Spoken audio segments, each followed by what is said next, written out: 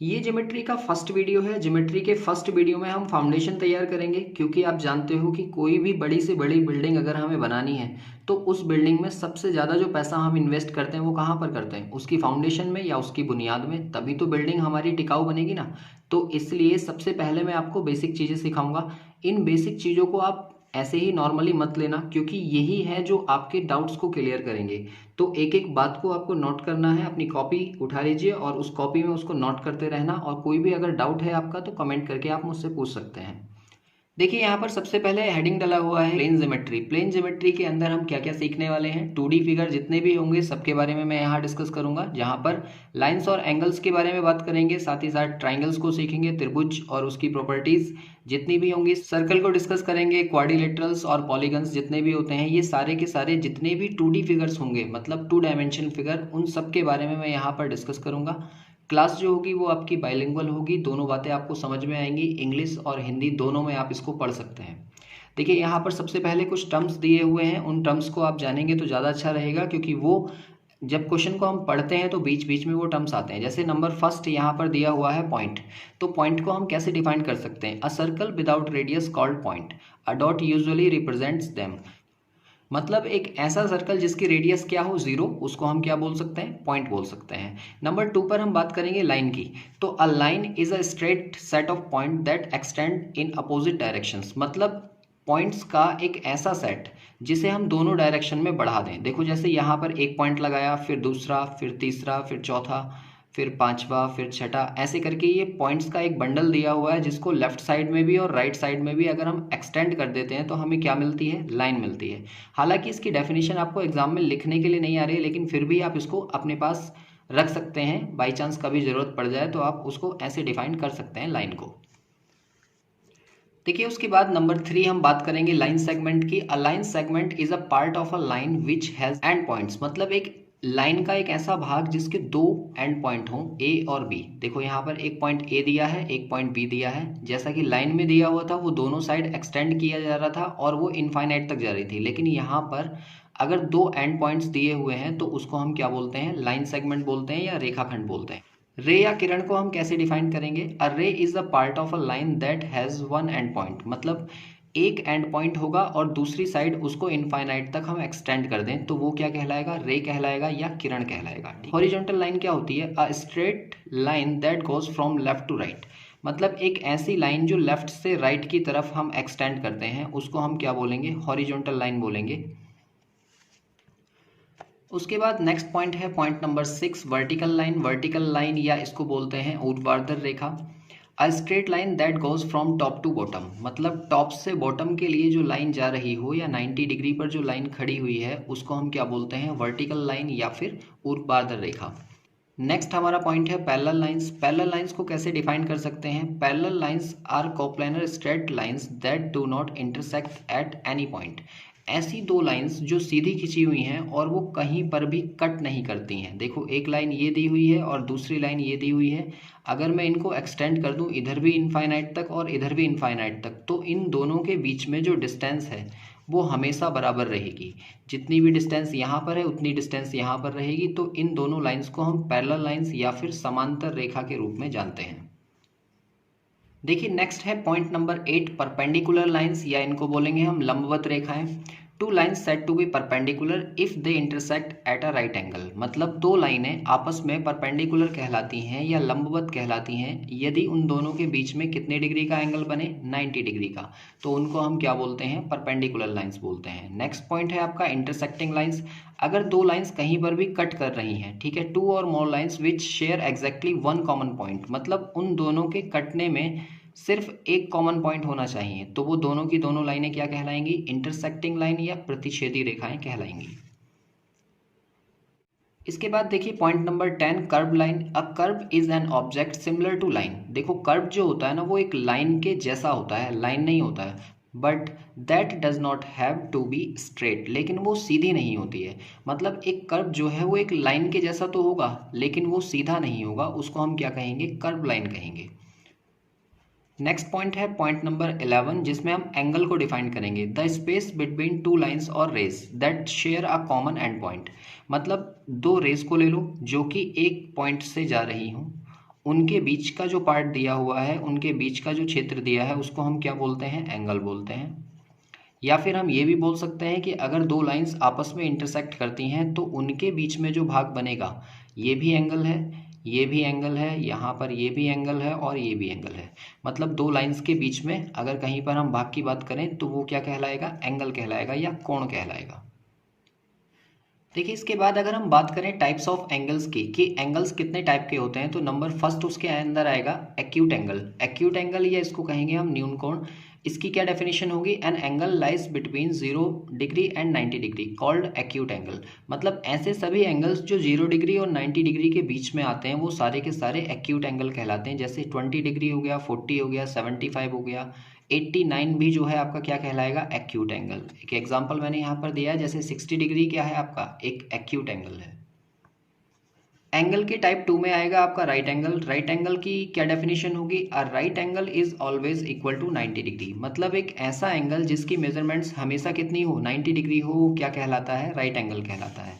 Number 3 पर देखिए कौन सा होता है, ऑब्ट्यूस एंगल, या इसको बोल देंगे अधिक कोण। An angle lies between 90 degree and 180 degree called obtuse angle. जैसे 100 डिग्री हो गया, 120 हो गया, 135 हो गया, ये सारे के सारे एंगल जो हैं वो 90 डिग्री और 180 डिग्री के बीच में आते हैं, तो इनको हम क्या बोलते हैं, ऑब्ट्यूस एंगल या अधिक कोण बोलते हैं। जैसे यहाँ पर एक डायग्राम दिया है, जैसे 120 डिग्री का जो एंगल है वो क्या कहलाएगा आपका, ऑब्ट्यूस एंगल। नंबर 4 में आएगा straight angle. A straight angle is always equal to 180 degree. मतलब 180 डिग्री का जो एंगल होगा उसको हम क्या बोलते हैं, स्ट्रेट एंगल, या हिंदी में बोलते हैं इसको रिजु कोण। ठीक है, ये भी आप याद रखोगे। नेक्स्ट है आपका रिफ्लेक्स एंगल या प्रतिवर्ती कोण। इसका क्या डेफिनेशन होगा, an angle measure which is greater than 180 but less than 360 degree. मतलब एक ऐसा कोण जिसकी मेजरमेंट्स 180 डिग्री से तो ज़्यादा होगी लेकिन 360 डिग्री से कम होगी, तो ये एंगल जो बनेगा यहाँ से लेके यहाँ तक, इसको हम क्या बोलेंगे, रिफ्लेक्स एंगल या प्रतिवर्ती कोण बोलेंगे। और इसको कभी भी आपको अगर किसी एंगल का कोई एंगल दिया, जैसे मान लो आपसे कहा 60 डिग्री है और 60 डिग्री का रिफ्लेक्स एंगल बताइए कितना होगा, तो रिफ्लेक्स एंगल जब भी आपको निकालना हो आप 360 डिग्री से जो गिवन एंगल दिया हुआ है वो माइनस कर दो। जैसे 300 आ गया तो रिफ्लेक्स एंगल 60 डिग्री का कितना हो जाएगा, 300 डिग्री। और टाइप्स ऑफ एंगल में सबसे लास्ट आता है आपका कंप्लीट एंगल, या इसको बोलते हैं संपूर्ण कोण। An angle equal to 360 degree is called complete angle. मतलब एंगल पूरा घूम के अगर एक पूरा रोटेशन कंप्लीट कर दे यहाँ से लेके यहाँ तक, तो वहाँ पर कितने डिग्री का एंगल बनता है, 360 डिग्री। और इसी को हम क्या कहते हैं, कंप्लीट एंगल या फिर संपूर्ण कोण। इसके बाद देखिए ज्योमेट्री का सबसे इंपॉर्टेंट पार्ट हम पढ़ने जा रहे हैं, पेयर ऑफ एंगल्स या कोणों के युग्म। और ये जो है ज्योमेट्री का सबसे ज़्यादा इंपॉर्टेंट पार्ट है, इसलिए आप इसे बड़े ही ध्यान से समझना। जैसे नंबर फर्स्ट यहाँ पर आ रहा है कॉम्प्लीमेंट्री एंगल्स। तो कॉम्प्लीमेंट्री एंगल्स या पूरक कोण कौन से होते हैं, देखिए, if the sum of two angles is equal to 90 degree. मतलब ऐसे दो कोण जिनका सम जो होगा वो 90 डिग्री होगा, then they are complementary angles. तो वो जो कहलाएंगे वो क्या कहलाएंगे, कॉम्प्लीमेंट्री एंगल्स या फिर पूरक कोण कहलाएंगे। जैसे यहाँ पर 30 डिग्री दिया है और 60 डिग्री, अगर इन दोनों को मैं सम करूँ तो 90 आएगा ना, तो ये जो है हमारे कॉम्प्लीमेंट्री एंगल कहलाएंगे। जैसे 45 45, इन दोनों को अगर मैं सम करूँ तो 90 आएगा, तो ये भी कॉम्प्लीमेंट्री एंगल है। 75 और 15, इन दोनों को अगर मैं सम करूँ तो फिर से 90 आएगा। तो ये सारे के सारे जो पेयर यहाँ पर दिए हुए हैं ये कॉम्प्लीमेंट्री एंगल पेयर्स हैं। जैसे यहाँ पर 30 दिया है और 60 दिया है, अगर दोनों को मैं प्लस करूँ तो 30 प्लस 60 कितना होता है भाई, 90। अगर ये सम 90 आ जाता है तो ये क्या कहलाएंगे, कॉम्प्लीमेंट्री एंगल्स कहलाएंगे। इसके बाद नंबर 2 यहाँ पर दिया हुआ है सप्लीमेंट्री एंगल्स, या हिंदी में इनको कहते हैं संपूरक कोण। If the sum of two angles is equal to 180 degree. मतलब अगर दो एंगल्स का सम जो है वो 180 डिग्री होगा, then they are supplementary angles. मतलब वो क्या कहलाएंगे, सप्लीमेंट्री एंगल्स या संपूरक कोण कहलाएंगे। जैसे यहाँ पर दिया हुआ है 120 और 60, तो अगर इन दोनों को मैं सम करूं तो ये कितना आएगा, 180। तो अगर इनका सम 180 आ रहा है तो ये जो पेयर दिया हुआ है ये सप्लीमेंट्री एंगल्स का पेयर है। 135 और 45, अगर इन दोनों को मैं सम करूं तो फिर से मुझे कितना मिलेगा, 180।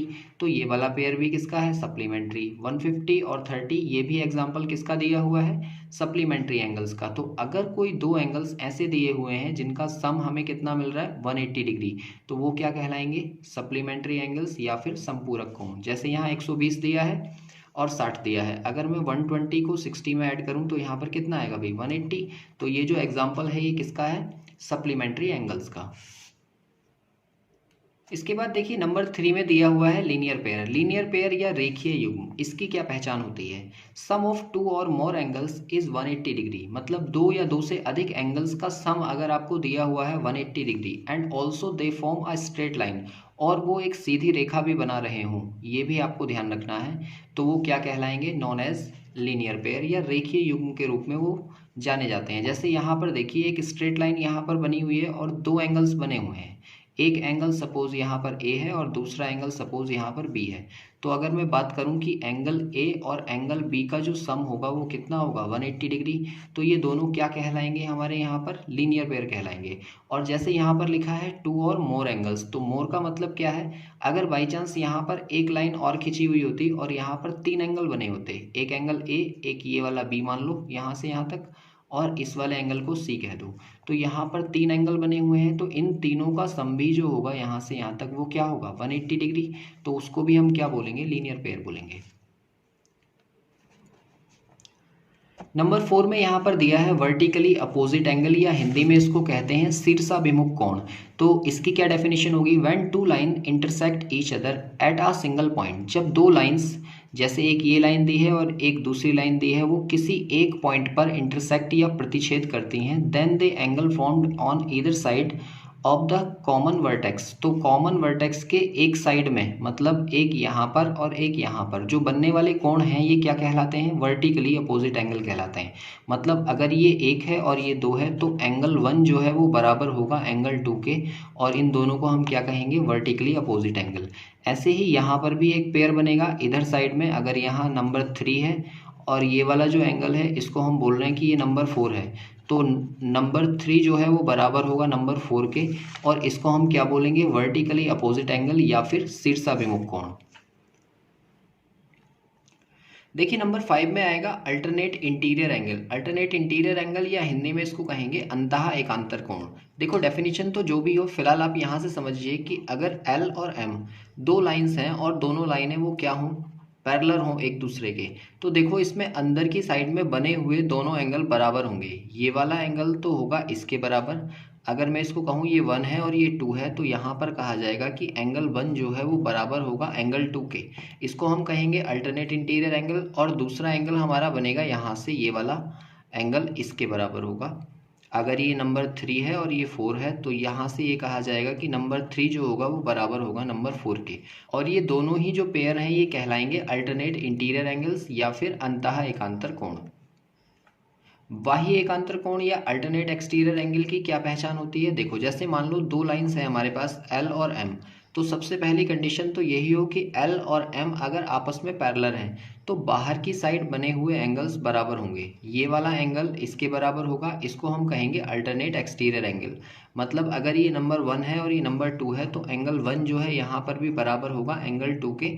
और ऐसे ही दूसरी साइड में एक एंगल बनेगा हमारा यहाँ पर, ये वाला एंगल बराबर होगा इस वाले एंगल के। अगर इसको हम कहें 3 है, ये 4 है, तो एंगल 3 जो होगा वो बराबर होगा एंगल 4 के, और ये दोनों ही क्या कहलाएंगे, अल्टरनेट एक्सटीरियर एंगल पेयर।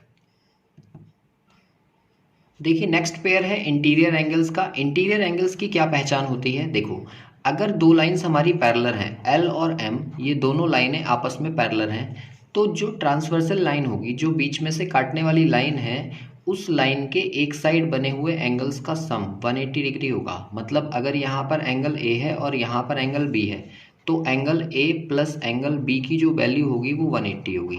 और इसी तरीके से दूसरी साइड में भी एंगल बनेंगे, यहाँ पर जो बनने वाला एंगल है वो, और यहाँ पर बनने वाला एंगल वो। अगर ये एंगल सी है और ये एंगल डी है, तो यहाँ से हम ये कहेंगे कि angle C plus angle D की जो वैल्यू होगी वो भी 180 डिग्री होगी, और इन दोनों ही पेयर को हम क्या कहेंगे, इंटीरियर एंगल पेयर। इसके बाद आता है नंबर 8 एक्सटीरियर एंगल, या इसको बोलते हैं बहिष्कोण। तो बहिष्कोण की क्या पहचान होती है, देखो अगर हम बात करें एक ट्राइंगल की, तो the exterior angle of a triangle is equal to the sum of 2 opposite interior angles. मतलब अगर एक ट्राइंगल की हम बात करें तो एक्सटीरियर एंगल होगा कौन सा, देखो यहाँ पर 3 वर्टेक्स हैं, एक ये वाला, एक दूसरा ये, तीसरा ये। अगर मैं इस वाले वर्टेक्स से लाइन सीधे आगे बढ़ा दूँ तो यहाँ पर जो एंगल बनेगा उसको हम एक्सटीरियर एंगल बोलेंगे। ऐसे ही अगर मैं इस वाली साइड को आगे बढ़ा दूँ तो यहाँ पर जो बाहर की साइड में एंगल बनेगा वो भी एक्सटीरियर एंगल होगा, और अगर मैं इस वाली साइड को आगे बढ़ा दूँ तो यहाँ पर जो एंगल बनेगा वो भी एक्सटीरियर एंगल होगा। तो यहाँ पर अगर एक ट्राइंगल की प्रॉपर्टी हम सीखें, वैसे इसको मैं ट्राइंगल में भी डिस्कस करूँगा, लेकिन यहाँ पर क्या है कि एक्सटीरियर एंगल कौन सा होता है, जो बाहर बनने वाला एंगल है। तो अगर एक ट्राइंगल की बात करें तो यहाँ पर अगर एंगल ए बना हुआ है, ये वाला एंगल, और दूसरा ये वाला जो एंगल है, ये एंगल यहाँ पर बी है सपोज, तो बाहर वाला जो एंगल होगा वो ए प्लस बी के बराबर होगा। मतलब एक्सटीरियर एंगल की जो वैल्यू है वो इंटीरियर अपोजिट एंगल्स के सम के बराबर होती है। ऐसे ही देखो ये ट्राइंगल में था, अगर मान लो एक क्वाड्रिलेटरल दिया हुआ है और ये जो है साइक्लिक क्वाड्रिलेटरल हो, साइक्लिक का मतलब ये किसी सर्कल के अंदर बना हुआ है, तो यहाँ पर जो बाहर बनने वाला एंगल होगा वो अपोजिट एंगल के बराबर होता है। ये भी जो प्रॉपर्टी है ये क्या है, एक्सटीरियर एंगल की प्रॉपर्टी है, और इसमें भी 4 एक्सटीरियर एंगल बनेंगे। देखो एक ये बन रहा है यहाँ पर, ऐसे ही अगर इस लाइन को मैं आगे बढ़ा दूँ तो दूसरा यहाँ बनेगा, ऐसे ही इस लाइन को अगर आगे बढ़ा दें तो तीसरा यहाँ पर बनेगा, और ऐसे ही अगर इस लाइन को आगे बढ़ा दें तो चौथा यहाँ पर बनेगा। इसमें भी कितने एक्सटीरियर एंगल होंगे, 4। और यहाँ से आप याद रखना कि कोई भी पॉलीगन हो उसके एक्सटीरियर एंगल्स का सम जो होता है वो 360 होता है।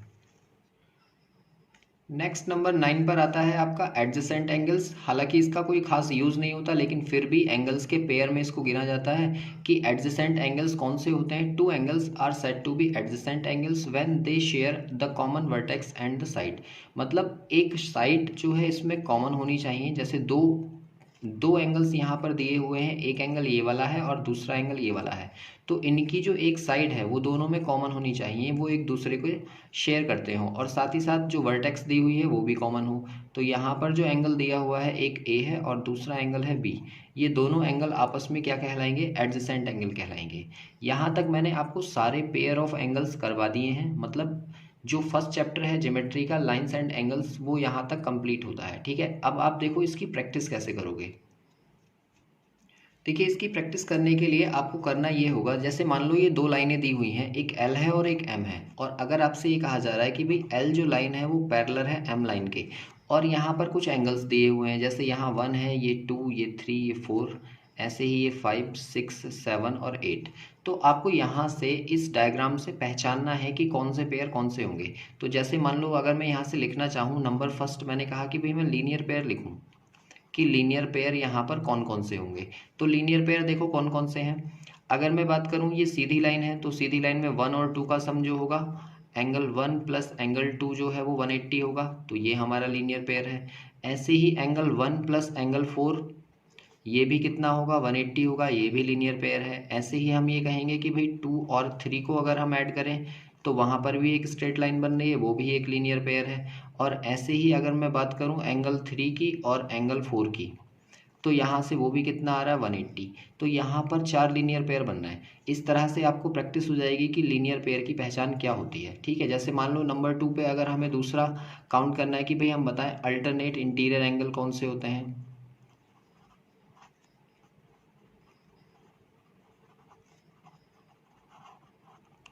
तो हम अल्टरनेट इंटीरियर एंगल के पेयर कैसे लिखेंगे। देखो मैंने आपको सिखाया था कि अगर पैरेलल लाइन है तो यहाँ पर बनने वाले ये दोनों एंगल्स अल्टरनेट इंटीरियर होते हैं। तो आप कहोगे कि एंगल 4 जो है वो बराबर होगा एंगल 8 के, और इसको हम बोलेंगे अल्टरनेट इंटीरियर एंगल। और दूसरा पेयर कौन सा है, नंबर 3 और नंबर 5 का। तो यहाँ से ये बोला जा सकता है कि एंगल 3 जो है वो बराबर होगा एंगल 5 के, जिसको हम अल्टरनेट इंटीरियर एंगल बोल रहे हैं। ऐसे ही आप नंबर 4 या 3 नंबर हेडिंग डालिए और अगला काउंट करिए कि भाई अल्टरनेट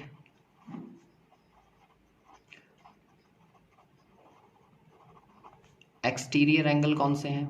तो एक्सटीरियर एंगल आप कैसे काउंट करोगे, देखो जो बाहर की साइड बने हुए हैं जैसे 1 और 7, तो यहाँ से कहोगे कि भाई एंगल 1 जो है वो बराबर होगा एंगल 7 के, और इसको हम अल्टरनेट एक्सटीरियर एंगल बोल रहे हैं। ऐसे ही ये 2 जो है वो 6 के बराबर होगा, तो एंगल 2 बराबर एंगल 6 के, ये दोनों के दोनों पेयर क्या है, अल्टरनेट एक्सटीरियर एंगल। ऐसे ही आप बाकी की भी प्रैक्टिस करिए कि वर्टिकली अपोजिट एंगल कौन कौन से बनेंगे, इंटीरियर एंगल्स कौन कौन से बनेंगे। इससे क्या होगा, इससे आपकी प्रैक्टिस इतनी हो जाएगी कि जब एग्जाम में टेढ़ा मेढ़ा फिगर आपको बना हुआ दिखेगा ना, तो आपको एकदम से पहचान पड़ जाएगा कि भाई यहाँ पर वर्टिकली अपोजिट बनना है, यहाँ पर अल्टरनेट इंटीरियर बनना है, और उससे क्या होगा, आसानी से आप क्वेश्चन को बना लोगे।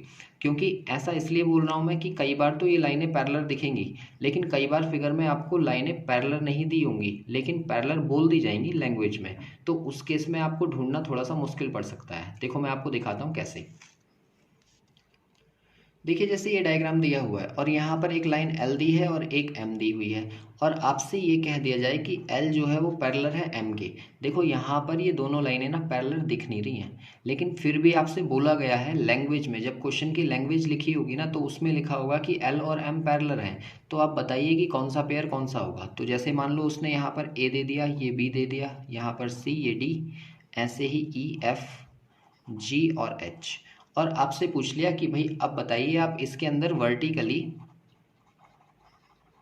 अपोजिट एंगल कौन से हैं।